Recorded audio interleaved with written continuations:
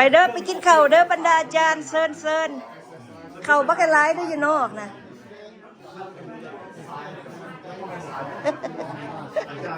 สิไปถ่ายรูปเอาไว้ไม่ต้องกินข้าวแล้วมันโดยมดสุคนโดยบ่แม่นจะมีแต่บรรดาอาจารย์เลยมดสุคนมนุษย์สุคนไปแล้วไปกินข้าวว่าไปสั้นจริงกี่ว่าโดยมากินข้าวเซินไปกินข้าวแล้วพ่อแม่พี่น้องของกินอยู่ทางนอกอยู่เด้อเอ้ยพรสบายดีไปเบิ่งโอ้ that's her picture right there ถ่ายเอามี her picture she looks so beautiful นันพรลุงคำเพงลูกสาวเพิ่นเนาะลูกสาวเพิ่นยังหนุ่มอยู่อายุ43 ปีนี่แหละเพิ่นเสียชีวิตเขาได้ลืมถามว่าเราเป็นยังเราจึงเสียชีวิตเราลืมถามที่กินนี่แม่อันยิ้มได้สิไทยผู้หมายขอบใจนะที่ยิ้มเฟลเยอร์เนาะโอเคยิ้มได้เขาได้ไทยผู้หมาย1 2 3ขอบใจเจ้าไอฟอนมากินข้าวอ่ะจะถ่ายรูปเอาอยู่นอกกับคนกินข้าวคิดนี่เฟลเยอร์บ่ได้แล้วบ่ได้ไปได้อะไรสิก็เลย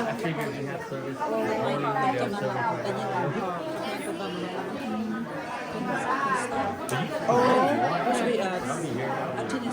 I figured next week, you know.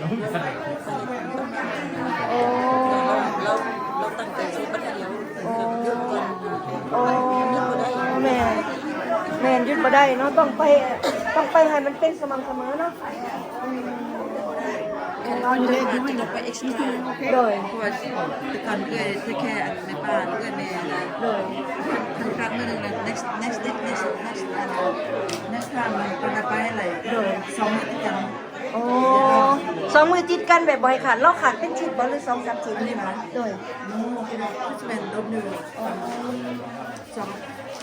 คือเราไม่ได้แบบขาด คันเราบ่ขาดเราจะยังเนาะ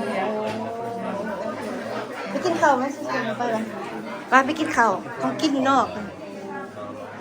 ขอโทษเขาหน่อยบ่ได้มามื้อวานนี้เพราะว่าเขาเจ้ามีแนวอื่นให้เขาหน่อยเฮ็ดก็เขาหน่อยบ่สบายเจ็บหลังแต่มื้อนี้ดีแล้วมื้อนี้สิมื้อแล้วอ่ะโอ้ใส่เกิบไปน้องเนาะโอ้เขาหน่อยก็สิเอาเกิบไปก่อนสิเอาเกิบตัวเองไปเนาะเขาจังบ่ได้ใส่เกิบอื่นโดยไปแม่นแล้วไปกินข้าวสบายดีเอาเซินบรรดาอาจารย์พวกพี่น้องทุกคนไปกินข้าวโดยสบายดีไปกินข้าวนะบอบโดยของกินเต็มอยู่นอกมันน่ะโดยสบายดีนะครับสิงโดยสบายดีไอ้มาเข็นสบายดีไปกินข้าวไปรถเด้อเพิ่นเอาอยู่นอกโดยใส่เกิบตัวเองไปเอาเกิบตัวเองไปรถเด้อพ่อพี่น้องเพราะว่าอยู่นอกเอาเกิบไปใส่อยู่นอกเอาเกิบตัวเองไปใส่รถโดยเพราะว่าเกิบพี่น้องมันเกิบไผเกิบมันเขาจะใส่นอกเอาเกิบตัวเองไปจังสบายเอาเกิบตัวเองไปเด้อพ่อพี่น้องเด้อย่านสิลงเกิบกันโดยเขาน้อยย้ายเกิบพวกพระเจ้าไปทางข้างนั่นเพราะเอาตังค์ไปใส่บางคนอาจจะหาเกิบบ่เห็นแต่อยู่หันเลยเด้อบ่ได้มีใครเอาไปดอกไปเบิ่งกันยามกินข้าวแล้วบัดนี้พวกเฮาสิพากันไปกินข้าวสิจะไปกินข้าวไปเอาข้าวมั้ยสิไปถ่ายรูปเอาข้าวเบิ่งนึงสิมาเป็นปะเนี่ยขอบใจเด้อที่จื้อพวกขน้อย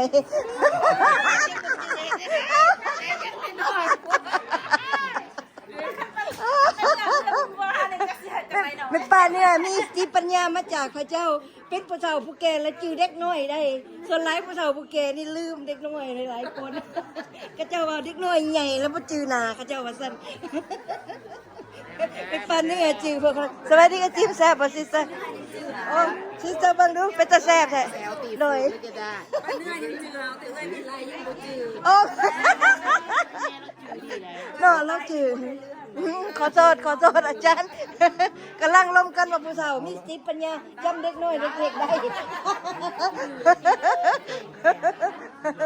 เลยโอ้เป็นจะแซ่บ sister God bless you enjoy your food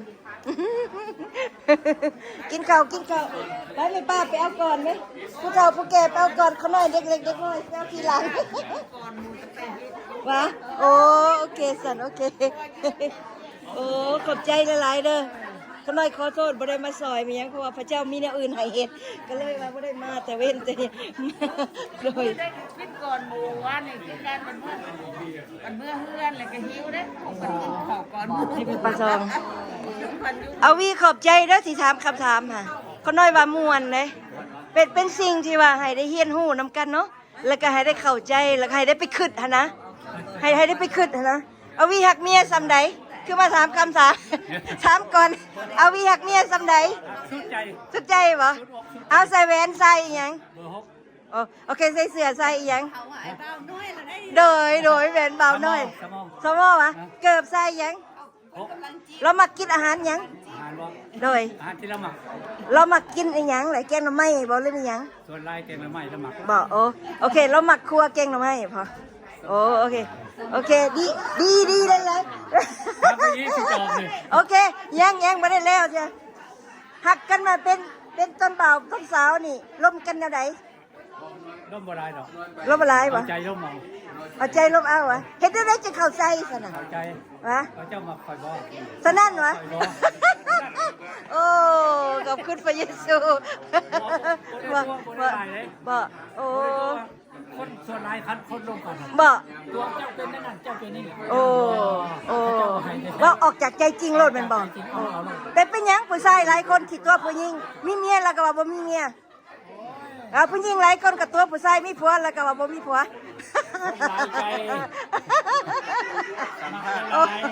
โอเคมันมีได้บางคนน่ะมีแฟนก็ว่าบ่มีแฟนบ่มีแฟนก็ว่ามีแฟนบอกแต่คนน่ะอยากถามว่าผู้เฒ่าผู้แก่คนลาวนี่ล่มกันเฮ็ดแนวใดตอนล่มกันน่ะเฮ็ดอีหยังเฮ็ดแนวใดล่มกันน่ะนะสมมติว่าเอาวีมาผู้สาวเอาวีไปกินข้าว บ่สัมภาษณ์อีกคำถามนึงเพราะว่าสนใจเรื่องความหักจริงนี่นะสนใจเรื่องความหักจริงเข้าใจบ่ก็อยากได้คนหักจริงนี่นะ คือเจ้าเด้อ บ่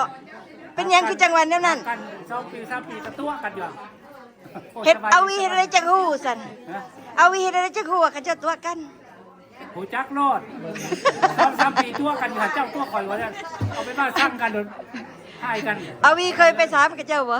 ทานไม่ได้ เคยไปถามกับเจ้าบ่เฮ็ดอะไรจังฮู้ว่าเขาเจ้าผิดกันนั่น บ่ได้ทานของผู้อื่น บ่โอ้ขอบใจสิบอกขอบใจสิเว้าสุฟังเด้อก็น้อยก็เห็นคนลาวแล้วคนบ่ได้มักกันแต่พ่อแม่ให้เอากันหั่นนะบัดนี้ลางคนมักกันสิตายก็บ่ได้กันหั่นนะแล้วใส่คนน่ะอยากถามนี่นะ อันนี้กูไม่ความกดดันหยังเจ้ามาคอยมาเจ้าเอาเลย เป็นสั้นวะโอ้เว้าง่ายเนาะเอาวีขอโทษเว้าง่ายเนาะเอาวี ไม่ง่ายพระเจ้าหายง่ายยังหลับหายง่ายคือใส่กันคนหายง่ายคนอยากให้ไม่เกียรติไม่เนียวคนอยากให้แบบไร เอาวี ให้ไผ่สูงคนอยากให้ไม่เกียรติมันบ่ อยู่ ไทยก็อยู่ได้ โดย เขาน้ำไปเขาได้ โดยเป็นว่ายามเอาวีไปหาอาลีทำอิฐเห็นทำอิฐนี่กล้าเว้าอยู่บ่กล้าถามผู้สาวหั่นนะแล้วผู้สาวก็กล้าถามอยู่บ่ขอโทษเด้อเขาได้ก็อยากฮู้ บ่เคยถามจักเทื่อเห็นเอาวีถามมื้อนี้น้อยก็เลยสนใจ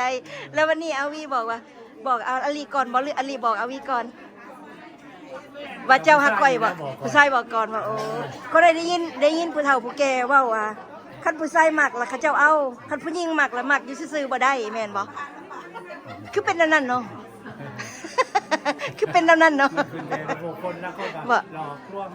หลอกกันไปซื้อตัวกันไปซื้อ บ่โอ้โดย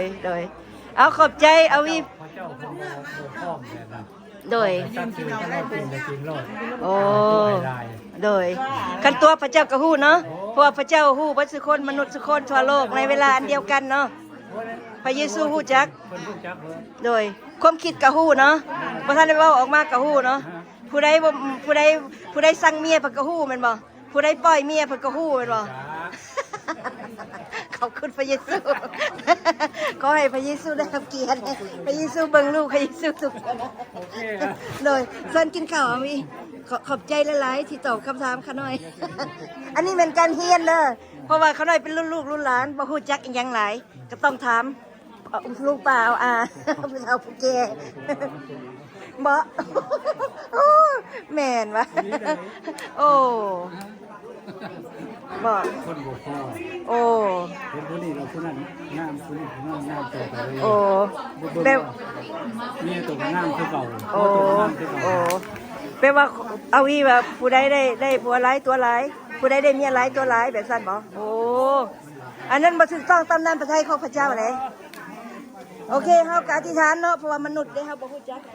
มนุษย์นี่มีความผิดบาปบ่ทุกคน เพราะว่ามนุษย์นี่บ่สมบูรณ์แบบทุกอย่างเพราะว่ามนุษย์นั่นน่ะยังเฮียนอยู่เนาะจักเกิดผู้ใดสิยืมเกิดคนไปใส่เลยเด้อนี่เด้อ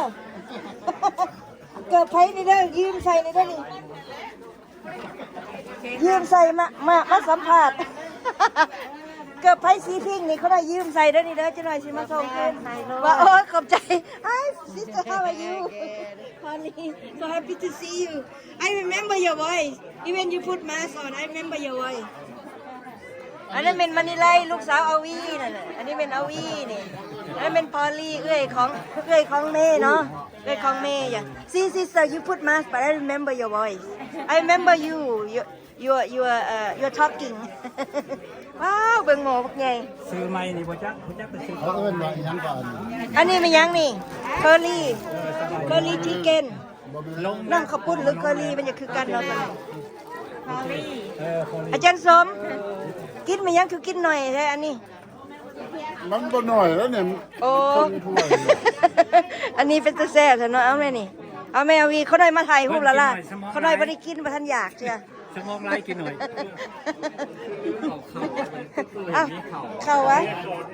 โอ้นี่เอาเขาได้ยิบให้เอายอมใส่นี่เนาะเอาใส่สองเสื้อโอเค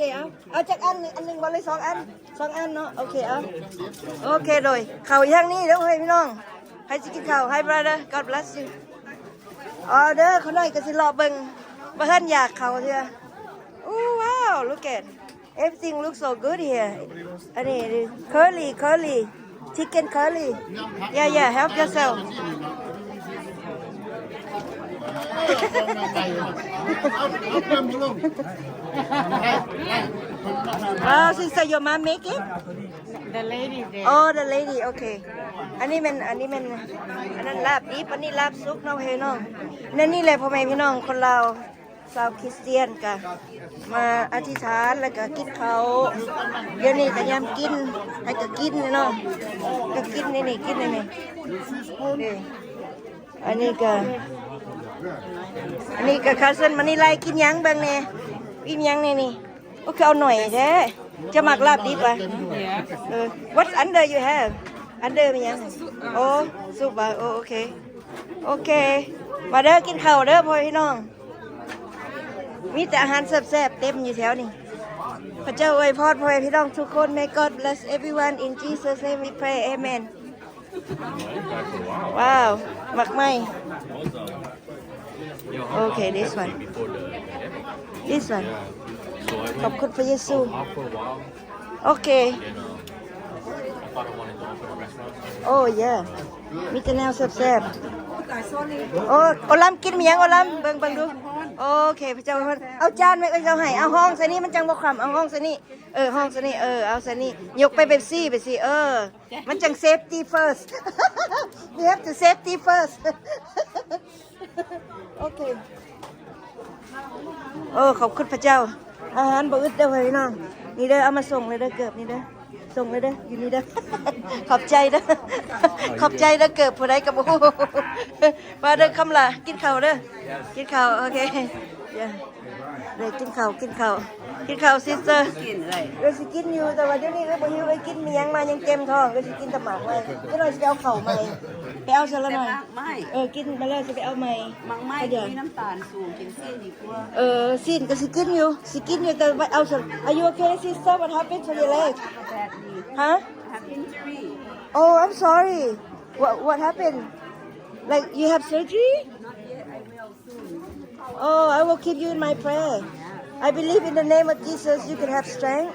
and may God give you the best doctor. Amen. Like the doctor, they know what to do, and the best,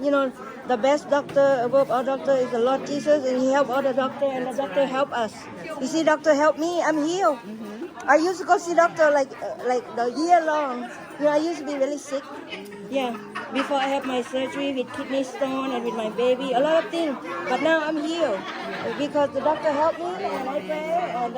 and the doctor give me strength. Can I help you get food? No, I won't. Oh, okay.